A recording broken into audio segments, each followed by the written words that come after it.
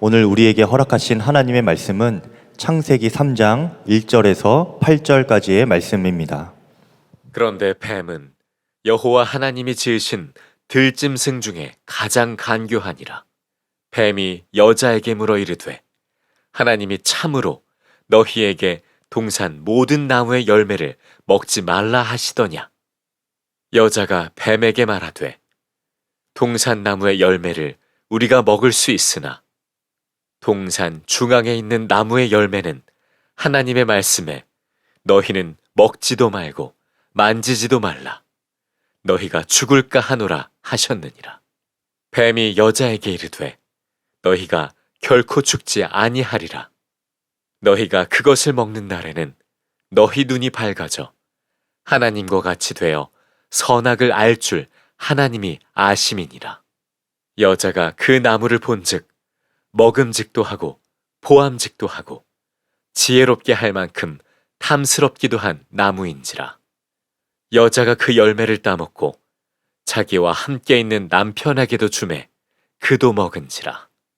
이에 그들의 눈이 밝아져 자기들이 벗은 줄을 알고 무화과 나무 잎을 엮어 치마로 삼았더라. 그들이 그날 바람이 불 때 동산에 거니시는 여호와 하나님의 소리를 듣고 아담과 그의 아내가 여호와 하나님의 낯을 피하여 동산 나무 사이에 숨은지라. 저에게는 우리 목사님의 목회 연구월 때문에 선한목자교회에서 이렇게 주일 예배 설교를 할 수 있게 된 것이 큰 기쁨이기도 합니다. 하나님께서 저에게 이곳저곳을 다니면서 사역을 하게 하셨는데 선한목자교회 교우들과 이 말씀을 더 나누었었으면 좋았을 걸, 그런 생각이 들 때가 여러 번 있었습니다. 그래서 그 말씀을 이번 기회에 함께 나누려고 하는 겁니다. 사실 저는 설교하는 일이 굉장히 어려웠던 사람입니다. 설교에 대한 열등감도 굉장히 컸었고요. 제가 설교하면 아마 사람들이 비웃을 거야, 그런 이상한 트라우마에 굉장히 어려움을 겪었던 사람입니다. 근데 그것을 고치신 것이 하나님의 말씀이었습니다. 고린도전서 1장 27절 말씀이에요. 하나님께서 세상에 미련한 것을 택하사 지혜 있는 자들을 부끄럽게 하려 하시고 세상에 약한 것들을 택하사 강한 것들을 부끄럽게 하려 하시며, 저는 이 말씀을 모르는 건 아니었지만 실제로 믿는 것도 아니었던 것을 그때 알았어요. 사실 하나님이 약한 자, 미련한 자, 없는 것, 천한 것, 멸시받는 것을 일부러 택하신다는 사실을 정말 말씀 그대로 믿었다면 열등감에 왜 사로잡히겠어요?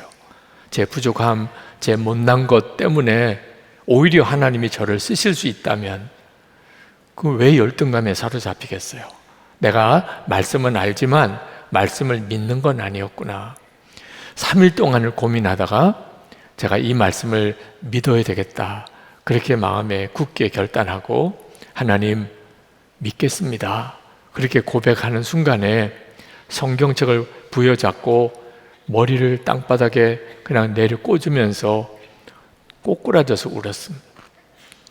하나님의 말씀을 믿는 게 이렇게 어려운 거구나. 그전에는 사실 실감을 잘 못했습니다. 하나님의 말씀을 믿는다는 얼마나 좋은 말씀이에요. 약한 자 들어 쓰시고 미련한 자 택하시고 천한 거, 멸시받는 거, 없는 것을 쓰신다는데 그 말씀을 믿는 게 왜 그렇게 힘들지요? 이 하나님의 말씀을 믿을 건가 안 믿을 건가 하는 이 문제에 대한 갈등이 사실 아담과 하와가 선악과를 따먹을 때 겪었던 일이에요. 그때부터 이 문제는 계속 우리들에게 문제가 되는 것입니다. 뱀이 하와에게 찾아왔어요. 그리고는 하와에게 이렇게 묻습니다.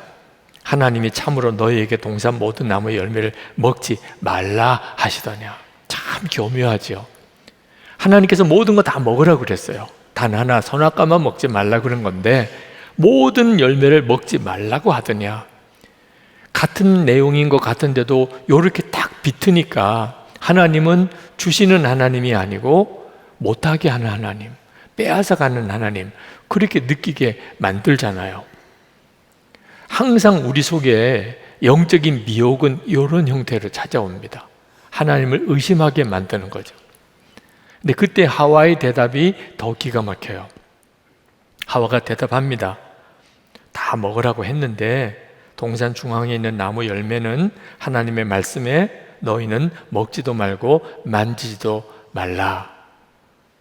죽을까 하노라. 그렇게 말씀하셨다는 거예요. 하나님의 말씀을 인용하는 것 같은데도 정확한 인용이 아니에요. 하나님은 만지지도 말라 이런 표현은 안 쓰셨어요.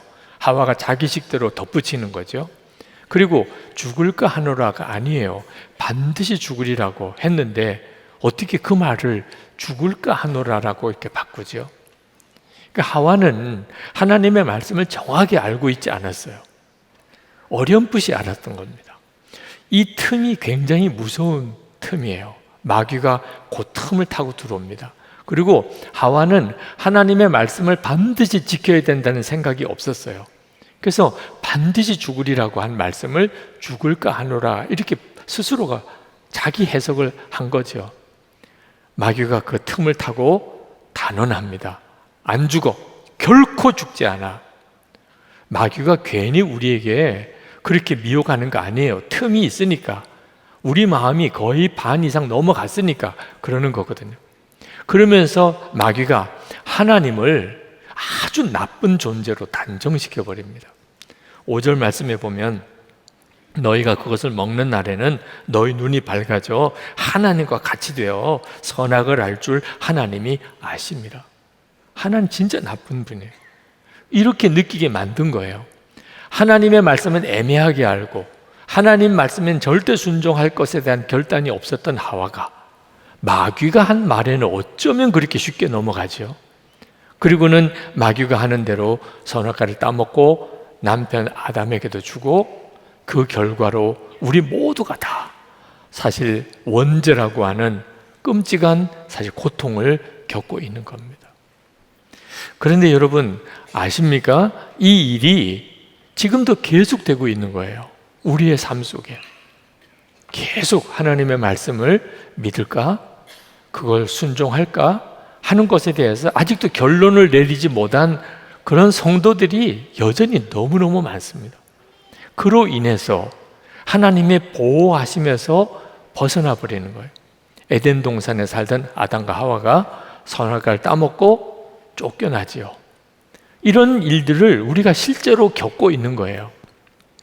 차드 버드가 쓴 어느 방탕한 사역자의 노트라고 하는 책에 신학교 교수였던 목사님이 지금은 트레일러 운전사가 되어 있는 그 이야기를 쓰고 있어요. 설교 단위에 놓여있던 내 손은 트레일러 운전대를 잡고 있다. 내 손은 기름과 윤활유로 얼룩졌다. 내 손가락에 더 이상 결혼 반지는 없다. 작업복을 입고 머리에는 안전모를 썼고 발에는 안전화를 신었다. 성직자 예복은 다시는 햇빛을 보지 못하리라. 나는 내 자신이 수치스럽고 패배한 사람으로 느껴진다. 설상가상으로 하나님은 나를 버리셨구나 하는 기분이 든다. 하나님께 버림받은 이 기분, 그것이 어떤 맛인지 어떤 냄새인지 어떤 모습인지 나는 잘 안다. 수년 동안 내 마음은 그런 소굴에서 살았다. 나는 너무 많은 죄를 지었고 전능자를 너무 오랫동안 화나게 했고 너무 많은 사람을 상처 입혔고 되돌릴 수 없는 짓을 너무 많이 했다. 아마 오늘 이 시간 여기 계신 여러분들 중에 또 영상으로 이 설교를 듣는 분들 중에도 이 차드 버드가 말했던 이 느낌을 아마 같이 느끼고 있는 분들도 있으실 거예요. 지금 내 마음이, 내 삶이 하나님께 버림받은 것 같아요. 그런 느낌이신 분들이 있으실 거예요. 계속 되고 있어요. 이 일은 아담과 하와만 아닙니다. 여전히 저에게도 여러분에게도 똑같은 일이 벌어지고 있어요. 많은 사람이 하나님의 말씀에 철저히 순종하는 것은 너무 어려운 일이라고 생각합니다. 완전히 속고 있는 거예요. 완전히 마귀에게 마음을 뺏겨버린 거예요. 그러니까 그런 생각을 하는 겁니다. 사실은 하나님의 말씀에 불순종하고 사는 게 너무너무 위험하고 고통스럽고 힘든 일이에요. 에베소서 5장 6절에 하나님의 진노가 불순종의 아들들에게 임하나니, 하나님에게 불순종하는 일은 하나님의 보호하심을 완전히 잃어버린 거예요. 게다가 하나님의 진노가 그들 위에 임해요. 이렇게 끔찍한 일을 정반대로 생각을 하는 거예요. 말씀에 순종하는 것은 어렵고, 어떻게 그렇게 생각할 수 있죠? 마귀는 지금도 동일하게 우리 가운데 역사하고 있어요. 여러분이 어느 정도쯤 마귀에게 그렇게 미혹을 당하고 있는지 질문 한번 해보면 알아요. 여러분, 하나님에게 완전히 순종할 수 있습니까? 자, 이런 질문을 받을 때 어떤 느낌이세요? 숨이 탁 막히는 것 같아요. 하나님에게 완전히 순종할 수 있냐고? 어떻게 그렇게 할 수 있어? 이런 느낌이신 분, 이미 거의 마음 반은 뺏긴 거예요. 벌써 마음에 마귀가 여러분의 마음을 그렇게 만들고 있어요. 순종은 어려워. 완전한 순종, 순교하려고 그러면 어떨 거야? 맨 이런 식으로 생각합니다. 선교사 나가려고 그러면 갈 거야? 맨 이런 식으로 충동하고 있는 거예요. 마음을 거의 뺏긴 거예요. 원수도 사랑하라, 항상 기뻐하라, 범사에 감사하라. 벌써 마음에 아유, 말도 안 돼, 어떻게 그렇게 살라는 거야? 이런 식으로 생각이 되는 사람들은 이미 마음에 마귀를 상당히 많이 열어놓고, 하와가 뱀과 자꾸 이야기 나누는 것처럼 이미 그런 상태에 있는 거예요. 내 본능에 충실해. 이건 복음처럼 들리는 거예요. 내 하고 싶은 일 해. 와, 그건 정말 구원처럼 느껴지는 거예요. 세상에 그래도 되나? 벌써 마음이 그냥 솔깃해지는 거죠. 여러분, 정말 심각한 일이에요. 여러분 자신이 여러분의 지금의 마음을 정확하게 분별할 줄 알아야 돼요. 하나님의 말씀을 정확하게 모르니까 하나님에게 순종이 안 돼요. 하나님에게 순종이 안 되니까 하나님이 보호하실 수가 없어요. 이것이 우리들이 지금 가지고 있는 매우 심각한 상태예요. 우리가 어떻게 하면 잘 사는 거죠? 하나님의 말씀을 정확히 알고 하나님의 말씀대로 철저히 순종하는 것이에요. 그것이 사는 길이에요. 여러분, 성경 가지고 있으시잖아요. 그런데 읽지를 않아요. 성경을 읽는다고 해도 적당하게 읽어요. 이건 진짜 정말 안타깝고도 두려운 일이에요. 왜 그러냐? 성경은 그렇게 하면서 뉴스 보는, 인터넷 뉴스를 보는, 세상의 영상 보는 것은 그건 얼마나 자주 보고 얼마나 많이 보나요? 거기가 그렇게 재미있고 그거 보는 것은 낙이고 거기에서 내 살 길이 있는 것 같고, 그래서 주야로 사실 세상 뉴스와 영상 묵상하고 살아요. 결과가 뭐죠? 함께 계시는 주님, 하나님의 말씀에 대해서는 나눌 대화거리가 없어요. 생각해 보지도 않았으니까. 누구를 만나도 무슨 일을 해도 그저 사람에 대해서, 환경에 대해서, 정치, 경제에 대해서 그렇게밖에 대화 주제가 없어요. 보고 들은 게 늘 그것밖에 없으니까. 무엇보다도 하나님은 너무 멀리 느껴져요. 에덴 동산에 하나님이 다시 찾아오셨을 때 하나님의 거니시는 소리, 부르시는 소리를 듣고 아담과 하와가 스스로 숨어버렸어요. 너무 낯설고 먼 하나님으로 느껴지니까요. 이것이 지금 우리들의 문제예요. 여러분, 하나님의 말씀대로 사는 일이 처음에는 어려워 보입니다. 왜냐하면 세상 방식과 너무 다르니까요. 그러나 그것이 살 길인 거예요. 조지 밀러 목사님이 5만 번 기도 응답 받으신 분으로 유명한데 그렇게 기도를 많이 하셨어요. 이유는 고아를 무려 15만 명이나 먹여 살렸어요. 그러니 5만 번 기도가 안 나올 수가 없어요. 여러분은 여러분 아이 하나 둘 기르는 것도 기도가 얼마나 많이 나와요. 5만 번 기도를 했어요. 왜 그렇게 고아를 먹여 살렸나? 고아가 불쌍하니까. 물론 그렇습니다. 그렇지만 더 중요한 것은 그때 당시에 그리스도인들이 하나님을 진짜 믿지 않는 것 같은 거예요. 주일 예배를 드려야 되는데 먹고 살기가 너무 급하니까 주일에도 나가서 일을 하는 거예요. 하나님을 제발 믿으시라고. 주일에 예배 드리면 하나님께서 책임져 주시지 않겠느냐. 머리로는 동의가 되는데 실제로는 엄두가 안 나는 겁니다. 기도하면 하나님이 응답해 주신다. 듣기는 들었는데 믿어지지가 않는 거예요. 조지 밀러 목사님이 결국은 고아 먹여 살리는 일을 시작합니다. 하나님만 믿고 하나님께만 기도하고 하나님의 응답으로 이 고아들을 다 먹여 살릴 수 있을까? 그걸 보여주고 싶었어요. 그리고는 일기를 쓰셨습니다. 그냥 고아만 불쌍해서 먹여 살리려고 했다면 굳이 일기까지 쓸 필요가 없잖아요.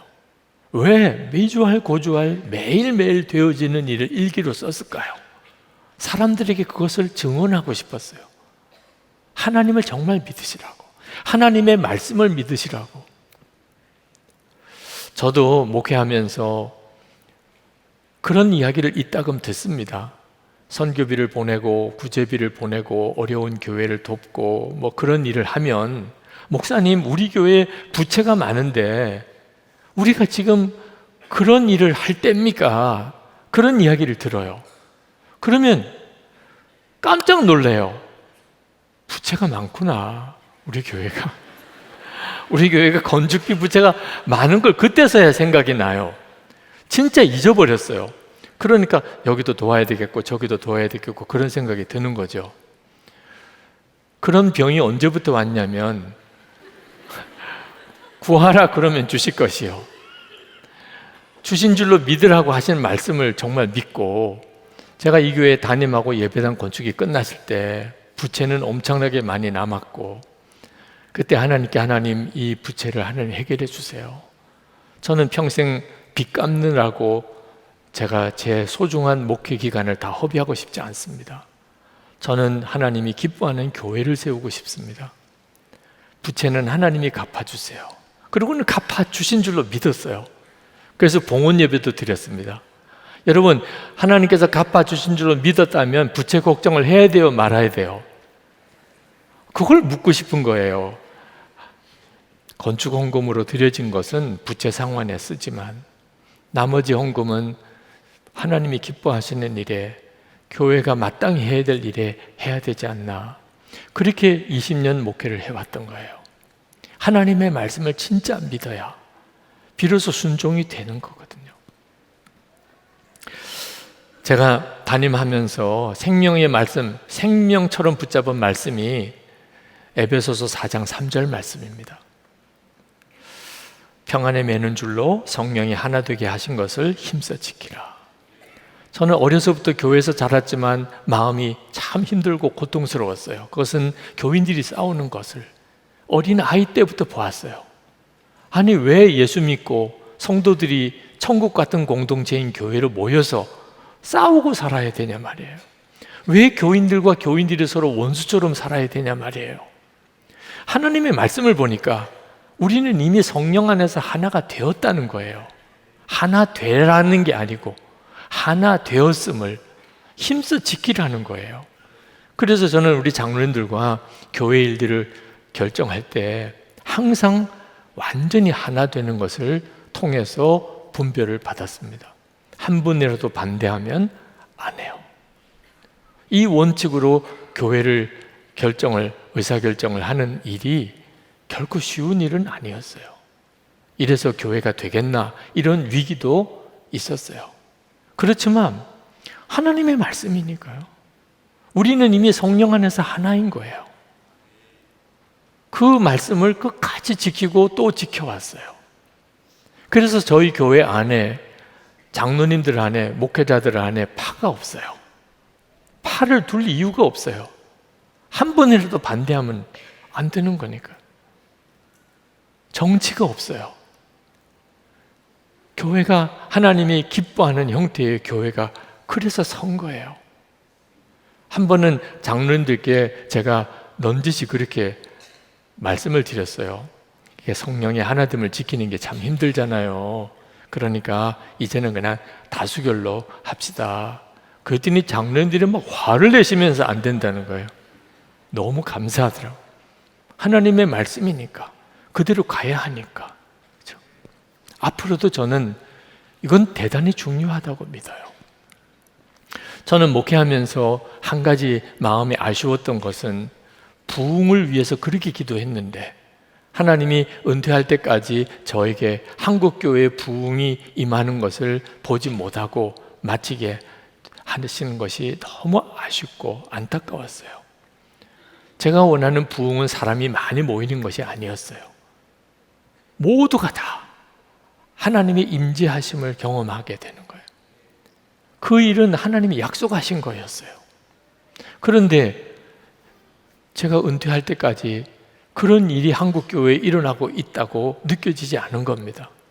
제가 로잔 대회를 이렇게 섬기는 까닭도 이것이 어쩌면 저에게 주어지는 마지막 기회인지도 모르겠다. 그래서 한국교회를 찾아다니며 모임마다 가서 우리가 로잔 대회를 위해서 기도하면서 한국교회의 영적인 각성을 위해서 기도합시다. 그렇게 호소하게 된 거예요. 그러나 그때마다 제 마음속에는 계속해서 마귀가 조롱 섞인 말을 하는 것을 느낍니다. 그런다고 부흥이 되겠어?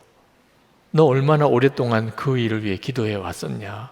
이제 로잔 대회가 1년 조금 더 남았는데 되겠어? 말도 안 돼. 그게 저에게 있어서는 너무 괴로워요.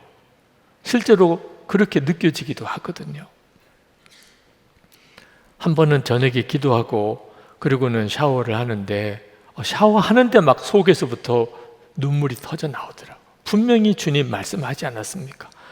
요엘서 2장 28절에 그 후에 내가 내 영을 만민에게 부어주리니 너희 자녀들이 장래일을 말할 것이며 너희 늙은이는 꿈을 꿀 것이라. 분명히 주님이 그렇게 말씀하지 않았습니까? 막 샤워하는데 막 통곡하게 되는 거예요. 또 그런 일은 처음 겪었어요. 그래서 불이 나게 씻고 하나님께 더 기도할 시간인가 보다. 그리고 기도하는데 그냥 막 애통함이 터져 눈물 콧물 범벅이 되고 화장실 가서 다시 씻고 또 와서 기도하고 또 씻고 와서 기도하고 그러기를 몇 번 반복을 했습니다. 마음은 너무너무 답답해요. 근데 하나님과 사이에 뭐가 제대로 뜻이 통하지 않는 것 같아요. 제가 이렇게 답답해하는 것이 하나님께서 뭔가 제게 말씀하시는 것을 내가 못 알아듣고 있는 듯한 느낌이 드는 거예요. 근데 그때 정말 너무너무 선명하게 하나님의 부흥이 이미 임했잖아. 그런 마음이 확 드는 겁니다. 성령께서 제게 말씀하시는 것 같아요. 이미 말씀하셨던 걸 제가 못 알아듣고 있었던, 하와가 애매하게 주의 말씀을 알던 것처럼. 그러면서 모든 것이 풀어지기 시작해요. 2000년 전에 그때 초대교회 성도들이 지금 이 시간에 이 땅에 와 본다면 그들은 아마 기절하듯이 놀랄 거예요. 예수님을 구주로 믿는 사람이 이렇게 많은가? 정말 사람들에게 성령이 부어지고 있는 시대예요. 여러분 중에 예수님을 구주로 믿는 사람 다지요, 다. 그죠? 아마 이 영상으로 설교를 듣는 분들도 다 예수님을 구주로 믿고 있을 거예요. 성령이 그에게 부어지지 않았다면 있을 수가 없는 일이에요. 예수님을 구주로 믿는 사람이 어찌 이렇게 많지요? 온 세상에 어떻게 이렇게 많지요? 구약시대의 아브라함, 모세, 다윗, 아마 그들이 지금 보시겠죠. 지금 이 시대를 보고 있다면 그들은 그렇게 말할 거예요. 지금 너무 놀라운 시대야. 유목사, 지금 너무너무 놀라운 시대야. 지금 하나님의 부흥이 정말 성령이 만민에게 부어지고 있는 시대라고. 그 사실이 너무 분명하게 깨달아지는 거예요. 이미 부흥이 이렇게 임했는데 우리가 100년, 200년, 300년을 아마 걸쳐 본다면 다 느낄 거예요. 세상 엄청나게, 세상이 악해지는 쪽으로도 심각하지만 성령의 역사로도요, 세상은 엄청나게 지금 놀라운 부흥의 시대에 들어가고 있어요. 그 사실을 짧게 보니까, 그러니까 그게 잘 느껴지지 않을 뿐이에요. 그래서 주님이 저에게 다니면서 지금 주님이 우리와 함께 계시다고, 지금 주님이 우리의 마음에 임하여 계시다고 그것을 전하라고 하시는구나. 예수 동행을 위해서 이렇게 나를, 온 교회를 향하여 이렇게 내보내시는구나. 그래서 그때 하나님께, 하나님, 제가 그렇게 순종하겠습니다. 지금 이 시대는 엠마오로 가는 두 제자가 주님이 함께 계신데도 전혀 못 알아보고 스스로 답답해하고 슬퍼하고 고통스러워하고 두려워하고 있는 그런 시대인 거예요. 눈이 뜨이기 시작하면, 주님을 바라보기 시작하면, 그러면 모든 게 달라지는 엄청난 시대에 우리가 지금 살고 있어요. 인류 역사상 지금처럼 놀라운 성령의 시대는 없었어요. 여러분이 지금 부흥의 흐름 속에 들어 사는지 아닌지는 대단히 중요해요. 요한복음 15장 5절 말씀, 우리가 진짜 붙잡아야 될 말씀입니다. 나는 포도나무요 너희는 가지라. 그가 내 안에, 내가 그 안에 거하면 사람이 열매를 많이 맺나니. 여러분, 이 말씀이 지금 우리 안에 온전히 이루어져 있어요. 이 말씀을 진짜 믿으셔야 돼요. 그러면 그 말씀이 여러분을 이끌어 가게 돼요. 제가 예수 동행일기를 성도들에게 처음 쓰게 할 때 2011년, 그때 제 마음은 솔직히 우리 교우들이 너무 기뻐할 줄 알았어요. 정말 할렐루야 하면서 기뻐하면서 다 일기를 쓰게 될 거라고 생각했어요. 왜 지금 그런 생각을 했나? 제가 생각해도 이상할 정도로, 왜냐하면 성도들이 늘 그랬거든요. 주님과 동행하고 싶지만 안 됐다고. 주님과 동행하고 싶지만 그렇게 주님을 바라보아지지 않는다고. 만날 때마다 그것 때문에 힘들어했거든요. 그러니까 주님을 바라보는 눈이 뜨이고 주님 안에 거하고 주님이 우리 안에 거하는 이 놀라운 삶을 실제로 훈련하고 경험할 수 있는 방법을 가르쳐 드리면 너무너무 좋아하지 않겠어요? 근데 실제로는 그렇게 반응이 싸늘해요. 일기? 무슨 또 일기야. 그것도 나누라고 일기를? 그런 반응인 거예요. 왜 일기가 그렇게 중요한 거죠? 사실은 일기는 아무것도 아니에요. 진짜 중요한 것은 진짜 주님 안에 거하고 주님이 내 안에 거하시는 그 삶을 말씀 그대로 내가 살 수 있나? 그런 방법이 있을까? 어떻게 하면 그렇게 될 수 있을까? 그 마음의 갈망인 거죠. 허드슨 테일러 선교사님이 중국에 가서 사역을 하시다가 쓰러지셨어요. 그럴 수밖에 없었어요. 영국에 사시던 그분이 그때 당시 중국에 가서 얼마나 힘들고 어려운 일을 많이 겪었겠습니까? 근데 그 허드슨 테일러 선교사님이 다시 일어났어요. 요한복음 15장 5절 말씀을 붙잡고 나는 포도나무고 너희는 가지라. 그가 내 안에 내가 그 안에 거하면 그러면 저가 열매를 많이 맺나니. 그 말씀을 이 허드슨 테일러 선교사님이 말씀을 붙잡았어요. 이미 내게 이런 은혜가 임했는데 주님과 나는 하나고 나를 통해 주님이 역사하시는 건데 왜 내가 눈에 보이기에 좀 힘들고 어려워 보이는 것으로 이렇게 낙심하고 있나. 그리고 그분은 그 이후에 다시는 두려워 염려하지 않았다고 그랬어요. 허드슨 테일러 선교사님에게만 그런 일이 일어나는 건가요? 아니잖아요. 우리 모두에게 지금 이 일이 허락된 은혜예요. 여러분 중에 실제로 삶이 힘들고 너무너무 어렵고 방황이 된다면 답은 하나예요. 하나님의 말씀을 보는 거예요. 하나님의 말씀은 우리에게 주시는 하나님의 편지예요. 여러분이 하나님의 말씀에 귀 기울이고 그리고 실제로 성경책을 펼쳐 읽기 시작하면 여러분이 다 주님이 여러분에게 주시는 구체적인 답을 알게 됩니다. 물론 주님 말씀하세요 확 펼치고 이렇게 점치듯이 하지는 마세요. 그건 정말 미혹이에요. 꾸준히 읽기만 하면 돼요. 창세기부터 성경을 꾸준히 읽어 가시면 돼요. 그러면 성령께서 여러분이 읽는 성경의 말씀을 통하여 여러분의 삶의 구체적인 문제까지 다 말씀하세요. 오늘 이 시간에 여러분 이 주일 예배를 드리고 하나님, 제가 하나님의 말씀을 그동안에 너무 소홀히 생각했습니다. 하나님의 말씀을 내가 건성으로 믿었습니다. 하나님, 저에게 하나님의 말씀을 명확하게 제게 들려주십시오. 제가 주의 말씀대로 순종하겠습니다.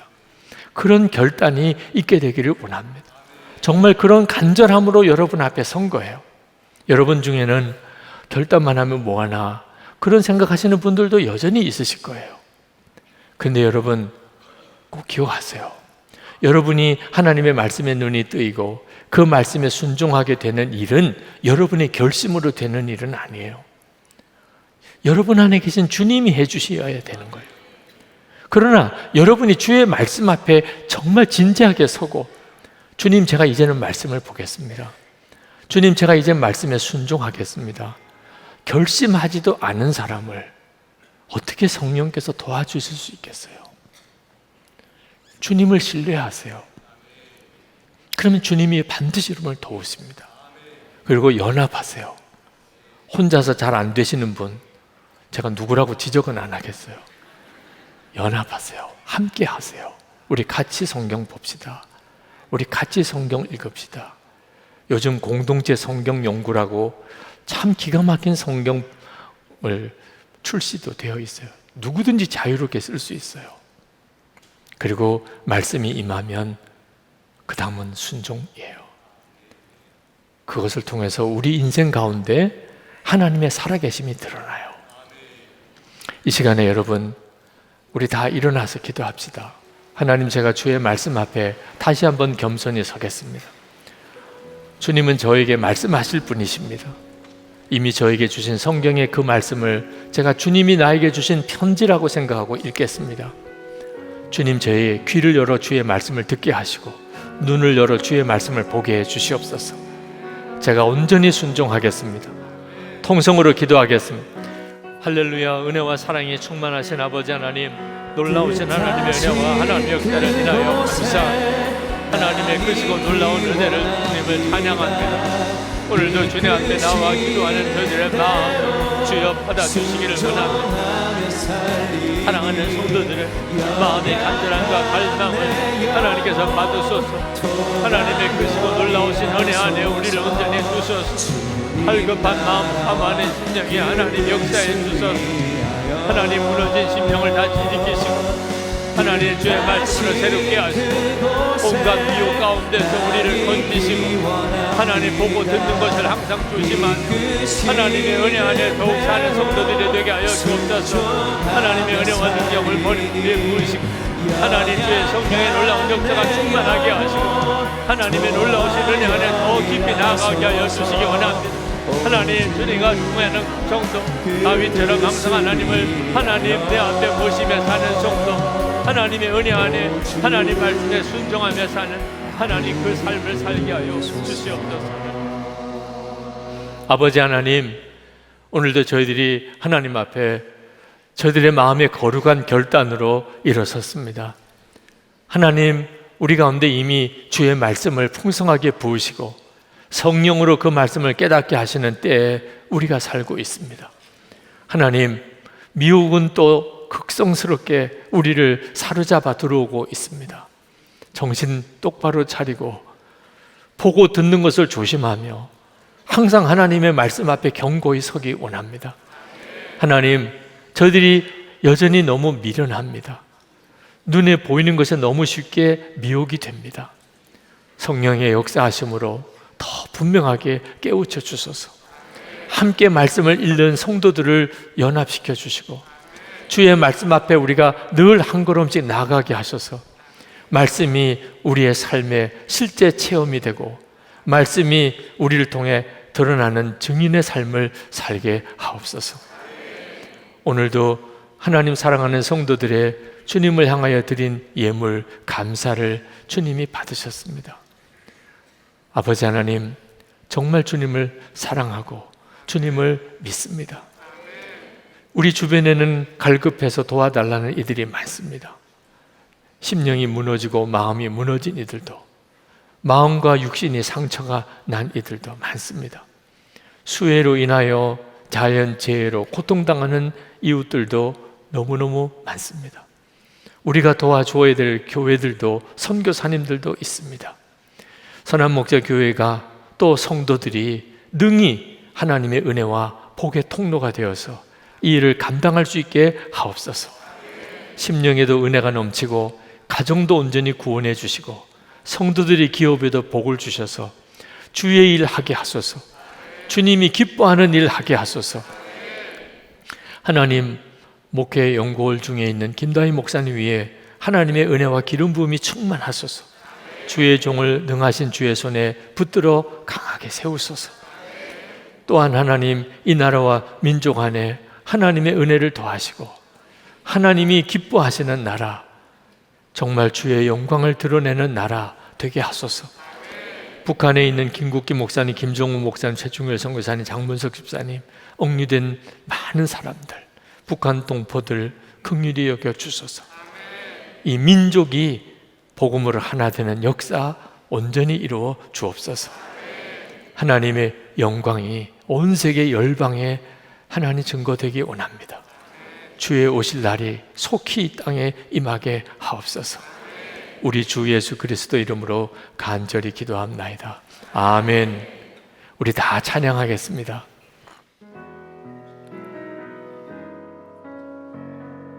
주님 말씀하시면 주님 말씀하시면 내가 나가리다. 주님 뜻이 아니면 내가 멈춰서리다. 나의 가고 서는 것 주님 뜻에 있으니 오 주님 나를 이끄소서. 주님 말씀하시면 주님 말씀하시면 내가 나가리다. 주님 뜻이 아니면 내가 멈춰서리다. 나의 가고 서는 것 주님 뜻에 있으니 오 주님 나를 이끄소서. 뜻하신 그곳에 뜻하신 그곳에 나 있기 원합니다. 이끄시는 대로 순종하며 살리니 연약한 내 영혼 통하여 일하소서. 주님 나라와 그 뜻을 위하여 뜻하신 그곳에 나 있기 원합니다. 이끄시는 대로 순종하며 살리니 연약한 내 영혼 통하여 일하소서. 주님 나라와 그 뜻을 위하여 오 주님 나를 이끄소서.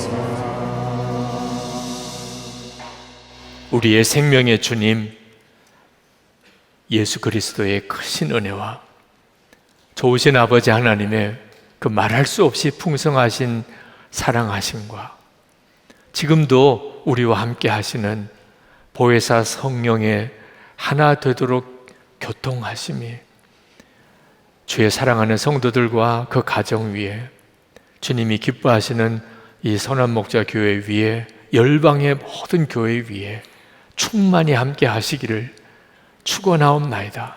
아멘.